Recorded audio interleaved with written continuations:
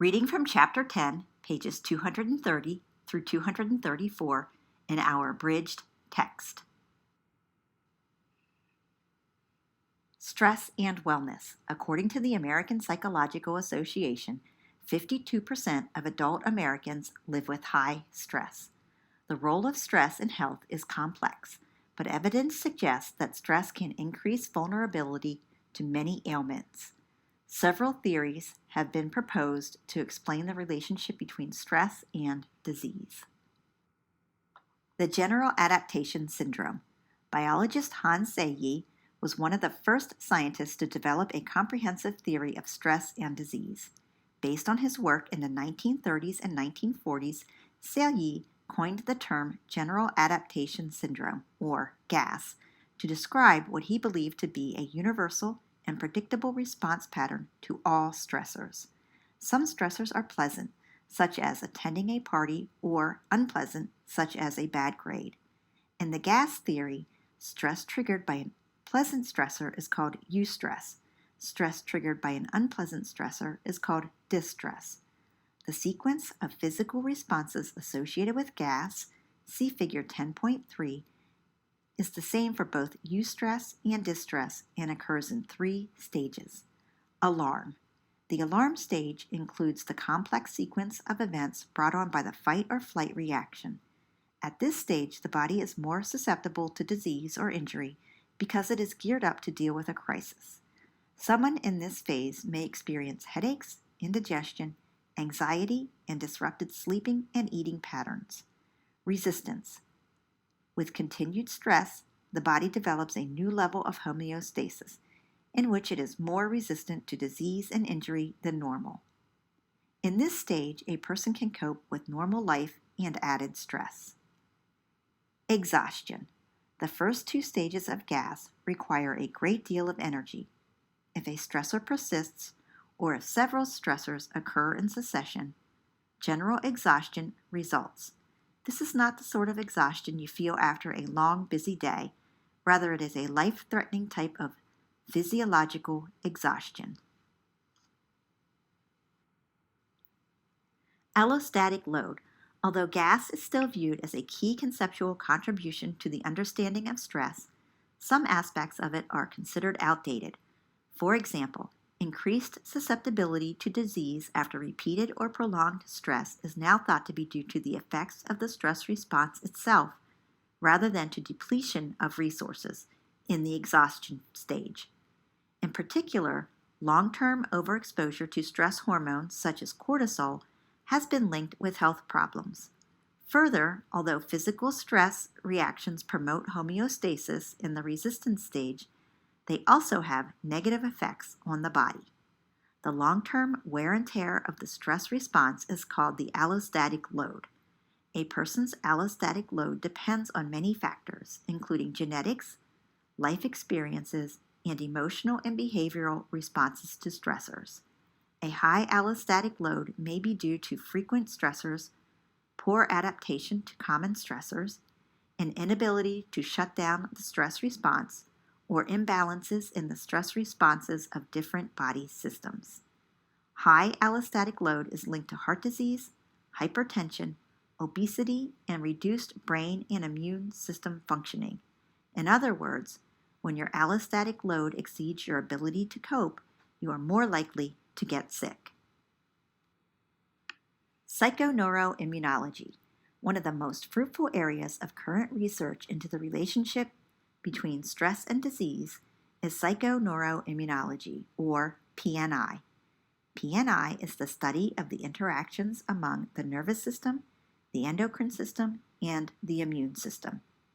The underlying premise of PNI is that stress through the actions of the nervous and endocrine systems impairs the immune system and thereby affects health.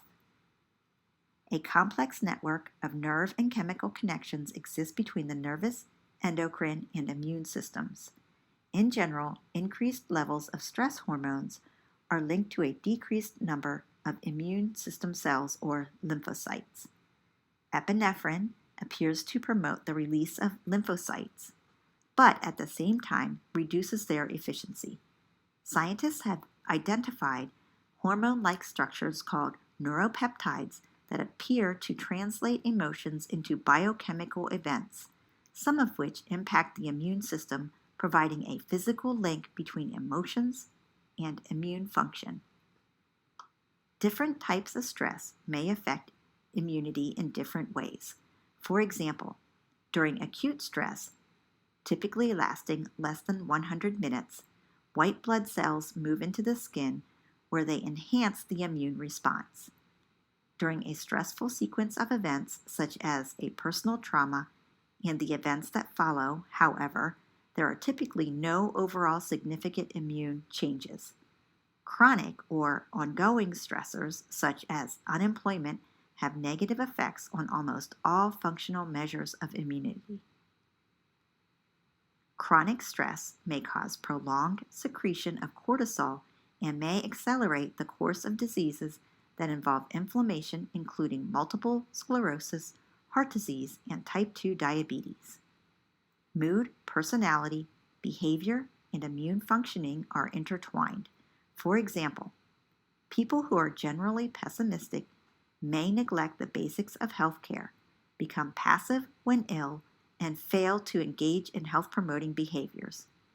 People who are depressed may reduce physical activity and social interaction, which may in turn affect the immune system and the cognitive appraisal of a stressor. Optimism, successful coping, and positive problem solving, on the other hand, may positively influence immunity.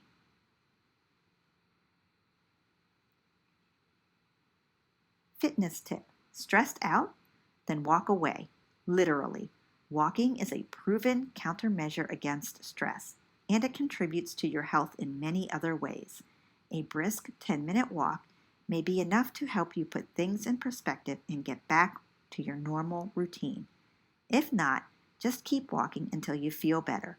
As you walk, try not to think too much about anything specific. The idea is to clear your head.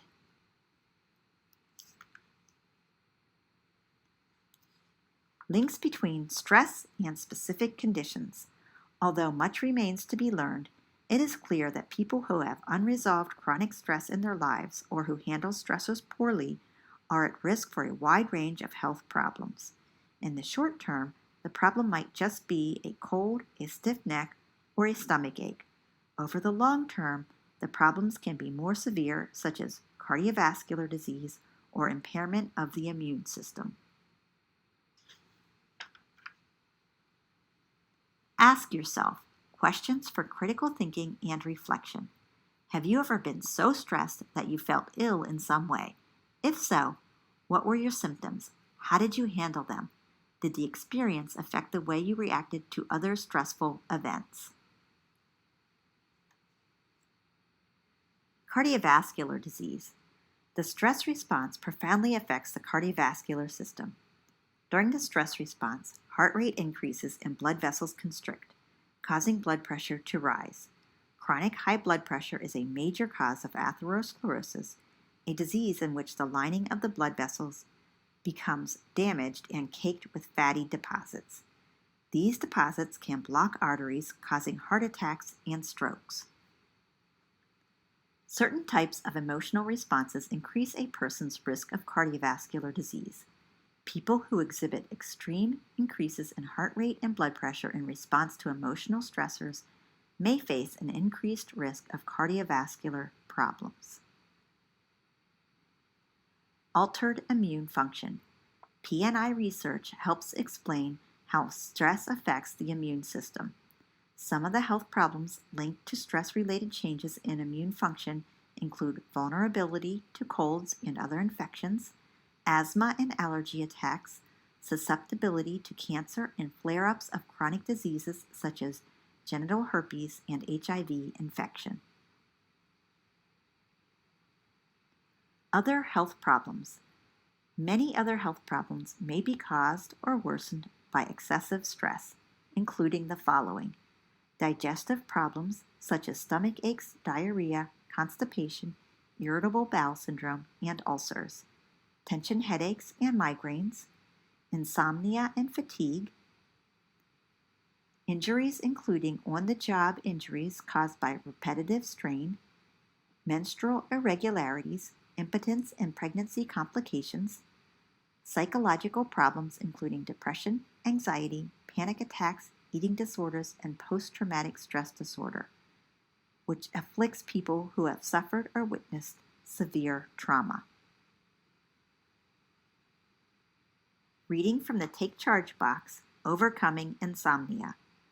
Most people can overcome insomnia by discovering the cause of poor sleep and taking steps to remedy it. Insomnia that lasts for more than 6 months and interferes with daytime functioning requires consultation with a physician. Sleeping pills are not recommended for chronic insomnia because they can be habit-forming.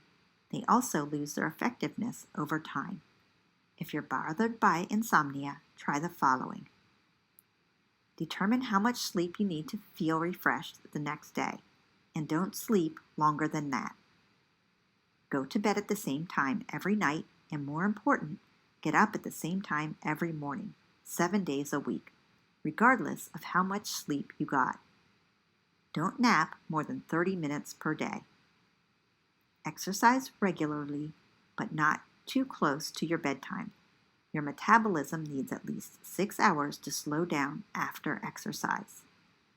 Avoid tobacco and caffeine late in the day and alcohol before bedtime. It causes disturbed, fragmented sleep. If you take any medications, prescriptions or not, ask your doctor or pharmacist if they interfere with sleep. Have a light snack before bedtime. You'll sleep better if you're not hungry. Use your bed only for sleep. Don't eat, read, study, or watch television in bed. Establish a relaxing bedtime routine that helps you unwind and let your brain know it's time to go to sleep. Read, listen to music, or practice a relaxation technique. Don't lie down in bed until you're sleepy. If you don't fall asleep in 15 to 20 minutes, or if you wake up and can't fall asleep again, get out of bed, leave the room if possible, and do something monotonous until you feel sleepy. Try distracting yourself with imagery instead of counting sheep. Imagine yourself on a pleasant vacation or enjoying some beautiful scenery. If sleep problems persist, ask your doctor for a referral to a sleep specialist in your area. You may be a candidate for a sleep study, an overnight evaluation of your sleep pattern that can uncover many sleep-related disorders. Common sources of stress. Recognizing potential sources of stress is an important step in successfully managing the stress in your life. Major life changes. Any major change in your life that requires adjustment and accommodation can be a source of stress. Early adulthood and the college years are associated with many significant changes, such as moving out of the family home. Even changes typically thought of as positive, such as graduation, job promotion, or marriage, can be stressful. Clusters of life changes, particularly those that are perceived negatively, may be linked to health problems in some people. Personality and coping skills, however, are important moderating influences. People with a stronger support network and a stress-resistant personality are less likely to become ill in response to life changes than people with fewer resources. Daily hassles. Although major life changes are undoubtedly stressful, they seldom occur regularly. Researchers have proposed that minor problems, life's daily hassles, such as losing your keys or wallet, can be an even greater source of stress because they occur much more often. People who perceive hassles negatively are likely to experience a moderate stress response every time they are faced with one. Over time, this can take a significant toll on health. Studies indicate that for some people, daily hassles contribute to a general decrease in overall wellness. College stressors. College is a time of major changes and minor hassles. For many students, college means being away from home and family for the first time. Nearly all students share stresses like the following. Academic stress. Exams, grades, and an endless workload await every college student, but can be especially troublesome for young students just out of high school. Interpersonal stress. Most students are more than just students. They are also friends, children, employees, spouses, parents, and so on. Managing relationships while juggling the rigors of college life can be daunting, especially if some friends or family are less than supportive. Time pressures. Class schedules, assignments, and deadlines are an inescapable part of college life, but these time pressures can be drastically compounded for students who also have a job and/or family responsibilities. Financial concerns. The majority of college students need financial aid not just to cover the cost of tuition, but to survive from day to day while in school. For many, college life isn't possible without a job, and the pressure to stay afloat financially competes with academic and other stressors. Worries about the future. As college life comes to an end, students face the reality of life after college. This means thinking about a career, choosing a place to live, and leaving the friends and routines of school behind. Job-related stressors. According to the 2011 Stress in America survey, 70% of working Americans say their job is a key source of stress in their life. Tight schedules and overtime leave less time for exercising, socializing, and other stress-proofing activities. Worries about job performance, salary, job security, and interactions with others can contribute to stress. High levels of job stress are also common for people who are left out of important decisions relating to their jobs. When workers are given the opportunity to share their job description and responsibilities, job satisfaction goes up and stress levels go down. If job-related or college-related stress is severe or chronic, the result can be burnout, a state of physical, mental, and emotional exhaustion. Burnout occurs most often in highly motivated and driven individuals who come to feel that their work is not recognized or that they are not accomplishing their goals. People in the helping professions, teachers, social workers, caregivers, police officers, and so on, are also prone to burnout. For some people who suffer from burnout, a vacation or leave of absence may be appropriate.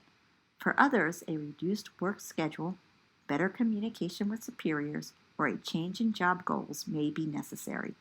Improving time management skills can also help. Relationships and stress. Human beings need social relationships. We cannot thrive as solitary creatures. Simply put, people need people. Even so, our interpersonal relationships, even our deepest, most intimate ones, can be one of the most significant sources of stress in our life. The first relationships we form outside the family are friendships. With members of either the same or the other sex, friendships give people the opportunity to share themselves and discover others. Friendships are often more stable and longer lasting than intimate partnerships. Friends are often more accepting and less critical than lovers, probably because their expectations are different. Friendships provide people with emotional support and buffer them from stress. Friendships tend to weather conflict and stressful events better than intimate relationships do. During times of stress, in fact, many people initially turn to their friends for comfort, rather than family members or lovers. Intimate love relationships are among the most profound human experiences. When two people fall in love, the relationships at first is likely to be characterized by high levels of passion and rapidly increasing intimacy. In time, passion decreases as the partners become familiar with each other. The diminishing of passionate love often creates stress between partners, usually affecting one partner more than the other, and can be experienced as a crisis in the relationship. If a quieter, more lasting love fails to emerge, the relationship will likely break up, and each person will search for another one who will once again ignite his or her passion. The key to developing and maintaining any type of friendship or intimate relationship is good communication. Miscommunication creates frustration and distances us from our friends and partners.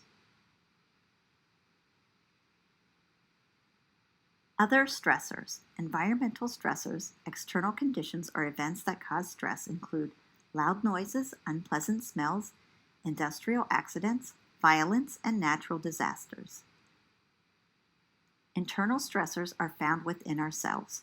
We put pressure on ourselves to reach personal goals and then evaluate our progress and performance. Physical and emotional states, such as illness and exhaustion, are also internal stressors. Wellness tip. If you worry about money, you definitely aren't alone. In the American Psychological Association's 2011 Stress in America survey, 75% of Americans cited money as a key source of stress in their lives. If money is a constant cause of worry for you, see the advice on financial wellness in Chapter 1 and get help from a financial planner. It's never too early to have a solid financial plan in place. That completes the reading for this module. Next, we will read about managing stress.